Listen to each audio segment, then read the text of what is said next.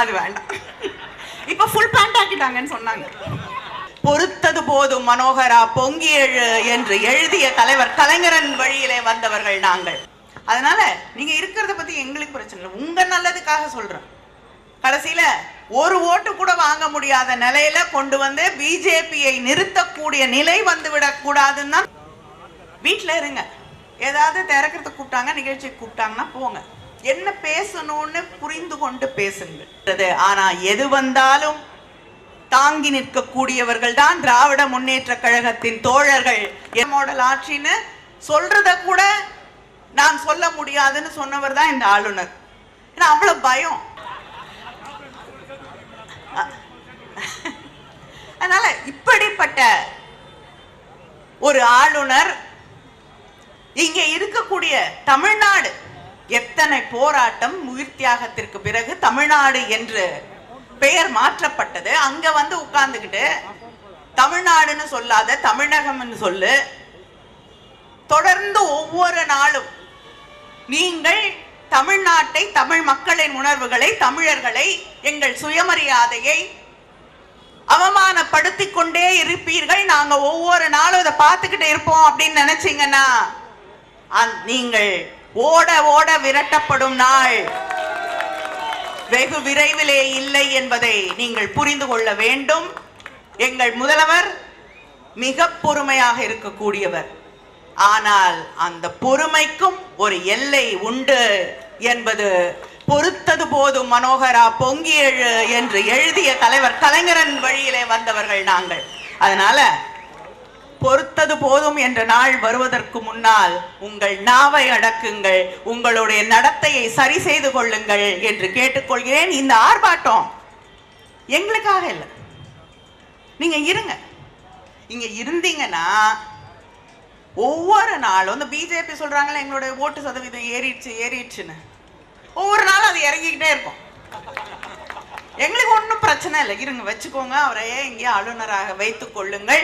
ஏனென்றால் RSS உடைய பிஜேபியோடைய பரிணாமங்களோடு இருக்கக்கூடிய பல்வேறு பரிணாமங்களில் இருக்கக்கூடிய அந்த கோர முகத்தை ஒவ்வொரு நாளும் தமிழனுக்கு நினைவுபடுத்தி கொண்டிருக்கக்கூடியவராக அவர் இருக்கிறார் ஆளுநர்.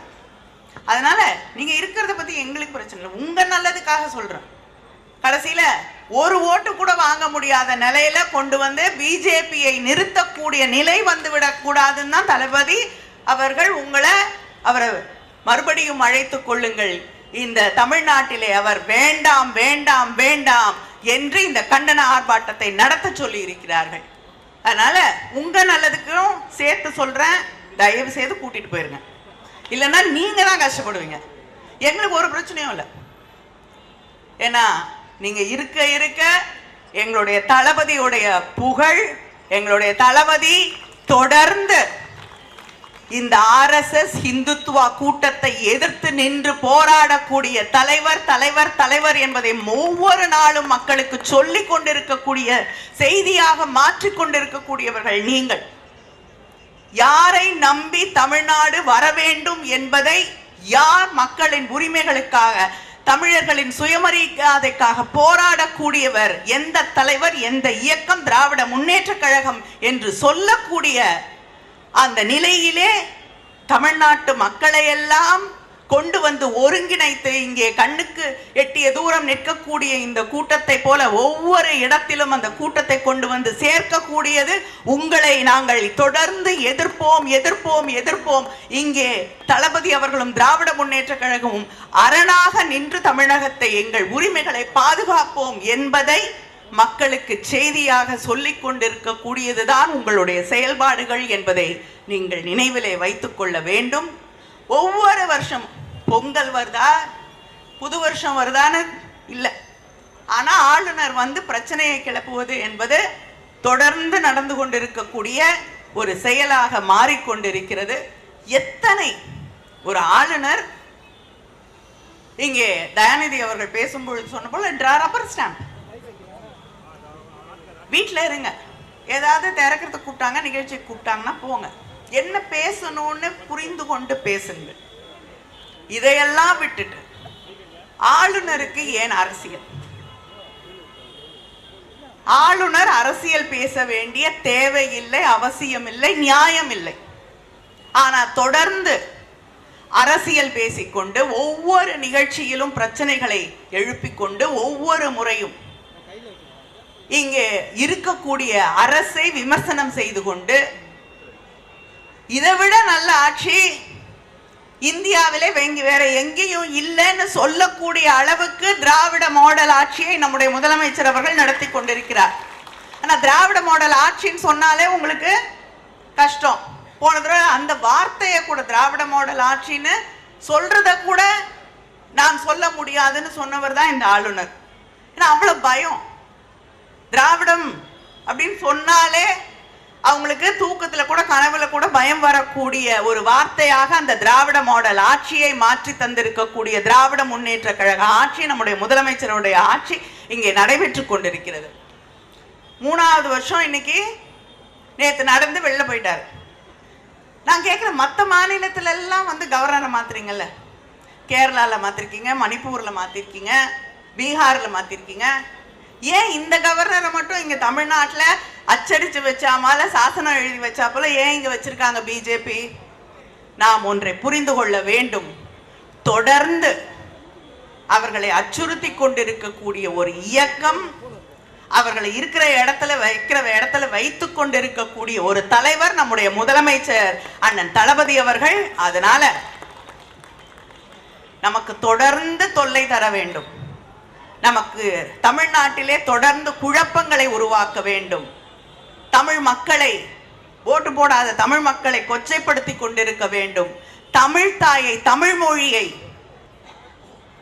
இங்கே நம்முடைய உணர்வோடு கலந்திருக்கக்கூடிய நம்முடைய மொழியை தொடர்ந்து அவமானப்படுத்தி அதற்கு தர வேண்டிய மரியாதையை இல்லாமல் செய்ய வேண்டும் என்று ஒருவரை கொண்டு வந்து இங்கே வைத்து பிஜேபி ஆட்சி தொடர்ந்து நமக்கு என்னென்ன இன்னல்களை உருவாக்க முடியுமோ அதையெல்லாம் செய்து கொண்டிருக்கிறது. ஆனா எது வந்தாலும் தாங்கி நிற்கக்கூடியவர்கள் தான் திராவிட முன்னேற்ற கழகத்தின் தோழர்கள் என்பதை புரிந்து கொள்ளாதவர்கள் அவர்கள் ஒன்றை புரிந்து கொள்ள வேண்டும்.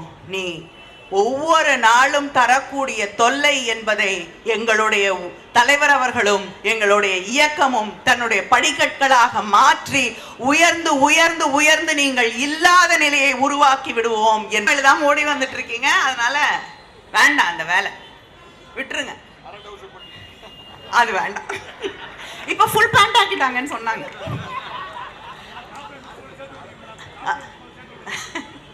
அதனால இப்படிப்பட்ட ஒரு ஆளுநர் இங்கே இருக்கக்கூடிய தமிழ்நாடு, எத்தனை போராட்டம் உயிர் தியாகத்திற்கு பிறகு தமிழ்நாடு என்று பெயர் மாற்றப்பட்டது. அங்க வந்து உட்கார்ந்துகிட்டு தமிழ்நாடுன்னு சொல்லாத தமிழகம்னு சொல்லு. தொடர்ந்து ஒவ்வொரு நாளும் நீங்கள் தமிழ்நாட்டை, தமிழ் மக்களின் உணர்வுகளை, தமிழர்களை, எங்கள் சுயமரியாதையை அவமானப்படுத்தி கொண்டே இருப்பீர்கள். நாங்க ஒவ்வொரு நாளும் இதை பார்த்துக்கிட்டு இருப்போம் அப்படின்னு நினைச்சீங்கன்னா நீங்கள் ஓட ஓட விரட்டப்படும் நாள் வெகு விரைவிலே இல்லை என்பதை நீங்கள் புரிந்து கொள்ள வேண்டும். எங்கள் முதல்வர் மிக பொறுமையாக இருக்கக்கூடியவர். ஆனால் அந்த பொறுமைக்கும் ஒரு எல்லை உண்டு என்பது பொறுத்தது போதும் மனோகரா பொங்கி எழு என்று எழுதிய தலைவர் கலைஞரின் வழியிலே வந்தவர்கள் நாங்கள். அதனால பொறுத்தது போதும் என்ற நாள் வருவதற்கு முன்னால் உங்கள் நாவை அடக்குங்கள், உங்களுடைய நடத்தையை சரி செய்து கொள்ளுங்கள் என்று கேட்டுக்கொள்கிறேன். இந்த ஆர்ப்பாட்டம் எங்களுக்காக இல்லை, நீங்க இருங்க. இங்க இருந்தீங்கன்னா ஒவ்வொரு நாளும் இந்த பிஜேபி சொல்றாங்களே எங்களுடைய ஓட்டு சதவீதம் ஏறிடுச்சுன்னு, ஒவ்வொரு நாளும் அது இறங்கிக்கிட்டே இருக்கும். எங்களுக்கு ஒன்றும் பிரச்சனை இல்லை, இருங்க வச்சுக்கோங்க, அவரையே இங்கே ஆளுநராக வைத்துக் கொள்ளுங்கள். ஏனென்றால் RSS உடைய, பிஜேபியோடைய பரிணாமங்களோடு இருக்கக்கூடிய, பல்வேறு பரிணாமங்களில் இருக்கக்கூடிய அந்த கோர முகத்தை ஒவ்வொரு நாளும் தமிழனுக்கு நினைவுபடுத்தி கொண்டிருக்கக்கூடியவராக அவர் இருக்கிறார் ஆளுநர். அதனால நீங்க இருக்கிறத பத்தி எங்களுக்கு பிரச்சனை இல்லை, உங்க நல்லதுக்காக சொல்றேன். கடைசியில ஒரு ஓட்டு கூட வாங்க முடியாத நிலையில கொண்டு வந்து பிஜேபியை நிறுத்தக்கூடிய நிலை வந்துவிடக் கூடாதுன்னு தான் தளபதி அவர்கள் அவரை மறுபடியும் அழைத்துக் கொள்ளுங்கள். இந்த தமிழ்நாட்டிலே அவர் வேண்டாம் வேண்டாம் வேண்டாம் என்று இந்த கண்டன ஆர்ப்பாட்டத்தை நடத்த சொல்லி இருக்கிறார்கள். அதனால உங்க நல்லதுக்கும் சேர்த்து சொல்றேன், தயவு செய்து கூட்டிட்டு போயிருங்க. இல்லைன்னா நீங்க தான் கஷ்டப்படுவீங்க. எங்களுக்கு ஒரு பிரச்சனையும் இல்லை. ஏன்னா நீங்க இருக்க இருக்க எங்களுடைய தளபதியுடைய புகழ், எங்களுடைய தளபதி தொடர்ந்து இந்த RSS இந்துத்துவா கூட்டத்தை எதிர்த்து நின்று போராடக்கூடிய தலைவர் தலைவர் தலைவர் என்பதை ஒவ்வொரு நாளும் மக்களுக்கு சொல்லிக் கொண்டிருக்கக்கூடிய செய்தியாக மாற்றிக் கொண்டிருக்கக்கூடியவர்கள் நீங்கள். யாரை நம்பி தமிழ்நாடு வர வேண்டும் என்பதை, யார் மக்களின் உரிமைகளுக்காக, தமிழர்களின் சுயமரியாதைக்காக போராடக்கூடியவர், எந்த தலைவர், எந்த இயக்கம், திராவிட முன்னேற்ற கழகம் என்று சொல்லக்கூடிய அந்த நிலையிலே தமிழ்நாட்டு மக்களை எல்லாம் கொண்டு வந்து ஒருங்கிணைத்து இங்கே கண்ணுக்கு எட்டிய தூரம் நிற்கக்கூடிய இந்த கூட்டத்தை போல ஒவ்வொரு இடத்திலும் அந்த கூட்டத்தை கொண்டு வந்து சேர்க்கக்கூடியது உங்களை நாங்கள் தொடர்ந்து எதிர்ப்போம் எதிர்ப்போம் எதிர்ப்போம். இங்கே தளபதி அவர்களும் திராவிட முன்னேற்ற கழகமும் அரணாக நின்று தமிழகத்தை, எங்கள் உரிமைகளை பாதுகாப்போம் என்பதை மக்களுக்கு செய்தியாக சொல்லிக் கொண்டிருக்கக்கூடியதுதான் உங்களுடைய செயல்பாடுகள் என்பதை நீங்கள் நினைவிலே வைத்துக் கொள்ள வேண்டும்.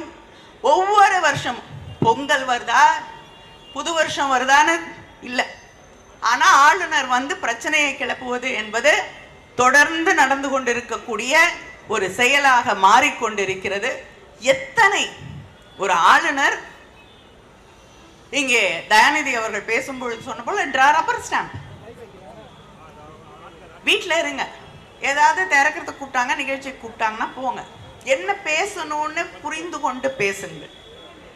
இதையெல்லாம் விட்டுட்டு ஆளுநருக்கு ஏன் அரசியல்? ஆளுநர் அரசியல் பேச வேண்டிய தேவையில்லை, அவசியம் இல்லை, நியாயம் இல்லை. ஆனா தொடர்ந்து அரசியல் பேசிக்கொண்டு ஒவ்வொரு நிகழ்ச்சியிலும் பிரச்சனைகளை எழுப்பிக்கொண்டு ஒவ்வொரு முறையும் இங்கே இருக்கக்கூடிய அரசை விமர்சனம் செய்து கொண்டு, இதைவிட நல்ல ஆட்சி இந்தியாவிலே வேற எங்கேயும் இல்லைன்னு சொல்லக்கூடிய அளவுக்கு திராவிட மாடல் ஆட்சியை நம்முடைய முதலமைச்சர் அவர்கள் நடத்தி கொண்டிருக்கிறார். ஆனா திராவிட மாடல் ஆட்சின்னு சொன்னாலே உங்களுக்கு கஷ்டம். போன தடவை அந்த வார்த்தையை கூட, திராவிட மாடல் ஆட்சின்னு சொல்றத கூட நான் சொல்ல முடியாதுன்னு சொன்னவர் தான் இந்த ஆளுநர். ஏன்னா அவ்வளவு பயம். திராவிடம் அப்படின்னு சொன்னாலே அவங்களுக்கு தூக்கத்துல கூட கனவுல கூட பயம் வரக்கூடிய ஒரு வார்த்தையாக அந்த திராவிட மாடல் ஆட்சியை மாற்றி தந்திருக்கக்கூடிய திராவிட முன்னேற்ற கழக ஆட்சி, நம்முடைய முதலமைச்சருடைய ஆட்சி இங்கே நடைபெற்று கொண்டிருக்கிறது. 3வது வருஷம் இன்னைக்கு நேற்று நடந்து வெளில போயிட்டாரு. நான் கேட்கிறேன், மற்ற மாநிலத்துல எல்லாம் வந்து கவர்னரை மாத்துறீங்கல்ல, கேரளால மாத்திருக்கீங்க, மணிப்பூர்ல மாத்திருக்கீங்க, பீகார்ல மாத்திருக்கீங்க, ஏன் இந்த கவர்னரை மட்டும் இங்க தமிழ்நாட்டுல அச்சடிச்சு வச்சாமல சாசனம் எழுதி வச்சா போல ஏன் இங்க வச்சிருக்காங்க பிஜேபி? நாம் ஒன்றை புரிந்து கொள்ள வேண்டும். தொடர்ந்து அவர்களை அச்சுறுத்தி கொண்டிருக்கக்கூடிய ஒரு இயக்கம், அவர்களை இருக்கிற இடத்துல வைத்துக் கொண்டிருக்கக்கூடிய ஒரு தலைவர் நம்முடைய முதலமைச்சர் அண்ணன் தளபதி அவர்கள். அதனால நமக்கு தொடர்ந்து தொல்லை தர வேண்டும். நமக்கு தமிழ்நாட்டிலே தொடர்ந்து குழப்பங்களை உருவாக்க வேண்டும். தமிழ் மக்களை, ஓட்டு போடாத தமிழ் மக்களை கொச்சைப்படுத்தி கொண்டிருக்க வேண்டும். தமிழ் தாயை, தமிழ் மொழியை, இங்கே நம்முடைய உணர்வோடு கலந்திருக்கக்கூடிய நம்முடைய மொழியை தொடர்ந்து அவமானப்படுத்தி அதற்கு தர வேண்டிய மரியாதையை இல்லாமல் செய்ய வேண்டும் என்று ஒருவரை கொண்டு வந்து இங்கே வைத்து பிஜேபி ஆட்சி தொடர்ந்து நமக்கு என்னென்ன இன்னல்களை உருவாக்க முடியுமோ அதையெல்லாம் செய்து கொண்டிருக்கிறது. ஆனா எது வந்தாலும் தாங்கி நிற்கக்கூடியவர்கள் தான் திராவிட முன்னேற்ற கழகத்தின் தோழர்கள் என்பதை புரிந்து கொள்ளாதவர்கள் அவர்கள் ஒன்றை புரிந்து கொள்ள வேண்டும். நீ ஒவ்வொரு நாளும் தரக்கூடிய தொல்லை என்பதை எங்களுடைய தலைவர் அவர்களும் எங்களுடைய இயக்கமும் தன்னுடைய படிக்கற்களாக மாற்றி உயர்ந்து உயர்ந்து உயர்ந்து நீங்கள் இல்லாத நிலையை உருவாக்கி விடுவோம் என்பதை புரிந்து கொள்ளுங்கள். நன்றி, வணக்கம். அனைத்து சட்டமன்ற உறுப்பினர்கள், மாமன்ற உறுப்பினர்கள் கழகத்தில் முக்கிய பொறுப்பை வகித்தவர்கள், குறிப்பாக பெருந்திரளாக மகளிர் அணியை சார்ந்தவர்கள், தோமாசாவை சார்ந்தவர்கள், இளைஞர் அணியை சார்ந்தவர்கள் மற்றும் கலைஞரின் அன்பு உடன்பிறப்புகள் பெருந்திரளாக திரையை இன்று ஒத்த குரலிலே தமிழ்நாட்டின் மாண்பை சீரழிக்கின்ற ஆளுநரை நிறுத்து,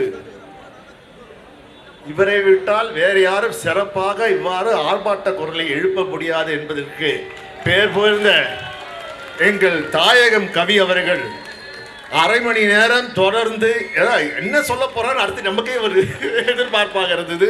ஆனால் சிறப்பான முறையிலே அவருக்குரிய பாணியிலே இன்று நம்ம எல்லாம் ஒருமித்த குரலிலே இந்த ஆளுநர் செய்வது தவறு, இது இங்கே மட்டும் ஒழிக்கக்கூடாது, தமிழகம் எங்கும் ஒழித்திட வேண்டும், ஏன் இந்தியாவிற்கே சென்று இந்த ஆளுநரை தேவையில்லை இருக்கு. இதை ஒரே ஒரு கருத்தை மட்டும் சொல்லி நான் விடைபெற விரும்புகிறேன். இந்திய அரசின் அமைப்பின் சட்டத்தின்படி